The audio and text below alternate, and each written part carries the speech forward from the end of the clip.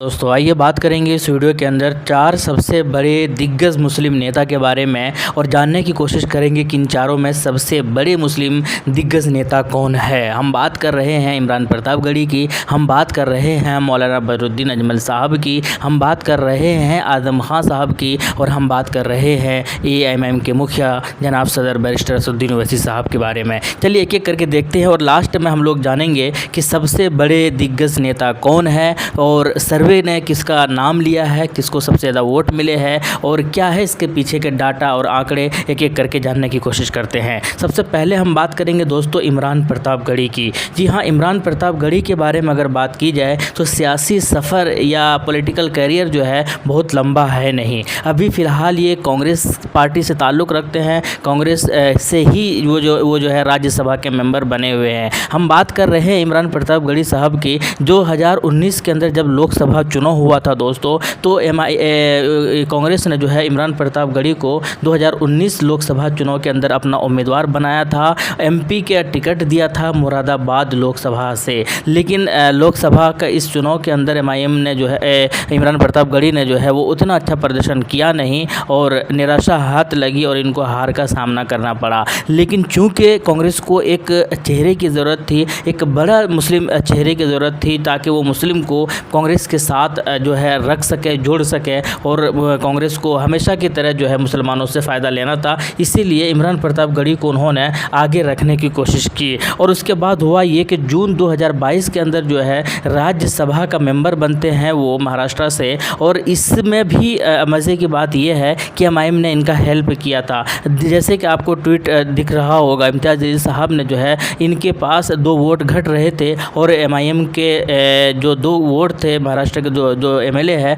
उन्होंने जो है इनको ही समर्थन दिया था और उसके बाद जो है ये राज्यसभा के मेंबर बन गए 3 जून 2022 के अंदर। अभी फ़िलहाल ये जो है कांग्रेस के बड़े मुस्लिम नेता में से एक है ये। और जैसे कि कांग्रेस हमेशा कहते हुए आती रही है, राहुल गांधी का ये बार बार स्टेटमेंट रहता है कि अगर मुस्लिम के अंदर कोई कैपेबल होगा तो हम उसको प्रधानमंत्री भी बना सकते हैं भारत के अंदर। तो अब ये देखना है कि क्या मुस्लिम का पहला ऐसा चेहरा होगा या पहले ऐसे मुस्लिम उम्मीदवार होंगे जिनको PM का चेहरा बनाया जा सकता है इमरान प्रतापगढ़ी का। क्या अगर क्राइटेरिया की अगर बात की जाए तो PM बनने के लिए जैसे आप सबको पता है कि 25 साल से ज़्यादा उम्र होना चाहिए अगर आप लोकसभा के मेंबर हैं, और अगर आप राज्यसभा के मेंबर हैं तो 30 साल से ज़्यादा उम्र आपकी होनी चाहिए। इसके साथ साथ जो है लोकसभा या राज्यसभा का मेंबर होना चाहिए। इसके साथ साथ जो है भारत का उनको नागरिकता मिला हुआ होना चाहिए। तो ये सारी चीज़ें जो है ये है इनके पास। तो ये अगर कांग्रेस चाहिए या अच्छा ये काम करती है तो ये जीत सकते हैं। इसके अलावा हम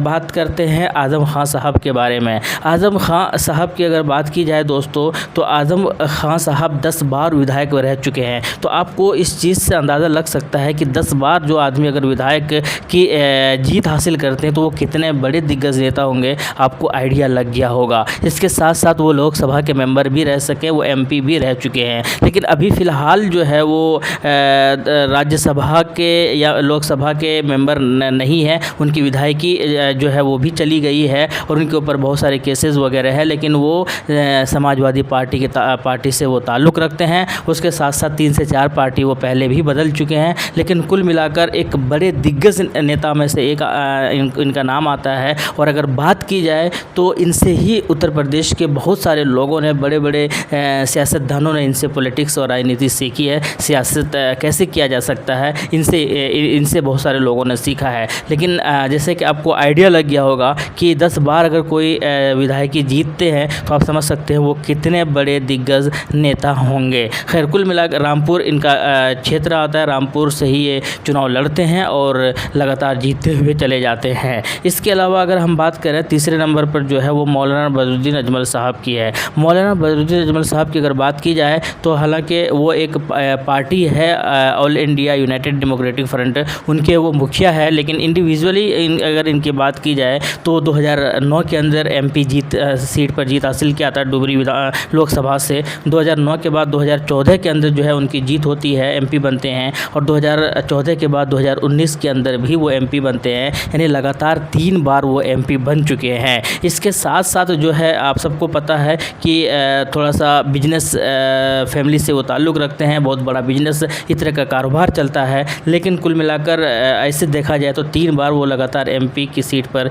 जीतते हुए आ रहे हैं। पार्टी के मुखिया भी है, बहुत सारी जिम्मेदारी है इनके कंधों पर और बहुत अच्छा काम भी करते हुए आ रहे हैं असम के अंदर। तो ये भी एक बहुत बड़ा चेहरा है दोस्तों। इसके अलावा अगर हम बात करते हैं चौथे नंबर पर, तो वो है एएमएम के सदर असदुद्दीन ओवैसी साहब के बारे में। एएमएम के सदर असदुद्दीन ओवैसी साहब की अगर बात की जाए दोस्तों, तो 1994 से ही उनका जो है सियासी सफ़र स्टार्ट होता है और पहली बार 1994 के अंदर वो विधायक बनते हैं और उसके बाद 1999 के अंदर फिर से वो विधायक बनते हैं और 2004 के अंदर पहली बार वो लोकसभा चुनाव लड़ते हैं, एमपी चुनाव लड़ते हैं, उनके अंदर जीत हासिल होती है। उसके बाद 2009 के अंदर फिर से चुनावी मैदान के अंदर आते हैं, वो फिर से जीत जाते हैं। 2009 के बाद फिर से 2014 के अंदर लोकसभा चुनाव होता है और उसके अंदर वो फिर चुनाव लड़ते हैं, वो फिर एमपी बनते हैं और 2014 के बाद 2019 के अंदर फिर से एक बार जो है वो एमपी बनकर सबको ये गलत साबित कर देते हैं, जो वो उनको गलत सोचने पर मजबूर करते हैं या उनको गलत ठहराते हैं। यानी लगातार 4 बार जो है वो एमपी रह चुके हैं और लगातार 2 बार जो है वो विधायक रह चुके हैं और जब से चुनावी मैदान के अंदर आए हैं, सियासी मैदान के अंदर आए हैं, तो वो कभी हारे नहीं हैं। तो इससे आपको आइडिया लग गया होगा कि इनका सियासी कद जो है वो कितना बड़ा है और इसी वजह से वो पूरे हिंदुस्तान के अंदर ही नहीं बल्कि लगभग पूरी दुनिया के अंदर जो है वो पॉपुलर होते नज़र आ रहे हैं, लोगों के दिलों में बसते हुए नज़र आ रहे हैं। और जब भी लोकसभा या राज्यसभा या फिर अगर संसद भवन के अंदर जब आवाज़ उठाते हैं और क्या खूब आवाज़ उठाते हैं, सबके दिलों को जीत लेते हैं। विपक्षी भी इनकी तारीफ़ करने पर मजबूर हो जाते हैं और ये कई बार बहुत बड़े नेताओं से भी जो इनके ख़िलाफ़ बातें करते हैं वो भी ये कहने पर मजबूर हो जाते हैं कि संसद भवन के अंदर असदुद्दीन ओवैसी साहब एक अलग नेता के रूप में हमें नज़र आते हैं और जलसों के अंदर या अपने सभाओं के अंदर जो है असदुद्दीन ओवैसी साहब एक अलग रूप में नज़र आते हैं। तो यानी कि वो ये कहते हुए साफ नज़र आते हैं कि जिस तरीके से संसद भवन के अंदर ये आवाज़ उठाते हैं, वाकई एक बहुत बड़े ज़िम्मेदार नेता के तौर पर जो है इनको जाना जाता है, लोग मानते भी हैं और इसी वजह से बहुत बड़े एक फ़ैन फॉलोइंग लेकर ये चलते भी है। लोग जो है इनके मुरीद बनते हुए नज़र आ रहे हैं। एमआईएम को जो है वो अभी पूरे हिंदुस्तान के अंदर या पूरे भारत के अंदर चुनावी सियासी मैदान के अंदर उतारने की पूरी कोशिश भी है। इसीलिए उनका ये कहना है कि असम और केरल के अलावा पूरे हिंदुस्तान के अंदर, पूरे भारत के अंदर जहाँ जहाँ पर भी चुनाव होगा हम वहाँ पर जाएंगे, चुनाव लड़ेंगे, जीतेंगे या हारेंगे वो उनके हाथ में नहीं है, मेहनत करना उनका हाथ है। तो इसीलिए अगर इन 4 नेताओं की अगर बात की जाए तो मुस्लिम दिग्गज नेताओं में हालांकि चारों का अपना अपना कद है, चारों का अपना अपना रुतबा है, चारों का अपना अपना एक ओहदा है और चारों ही काबिल है। चाहे वो आज़म खां की बात की जाए, चाहे इमरान प्रतापगढ़ी की बात की जाए, मुखालफत अपनी जगह पर है लेकिन सबके अंदर एबिलिटीज़ है, सबके अंदर काबिलियत है और सब बड़े नेताओं के अंदर जो है इनका नाम शुमार होता है। लेकिन अगर इन चारों की लिस्ट की जाए दोस्तों तो मेरी नज़र में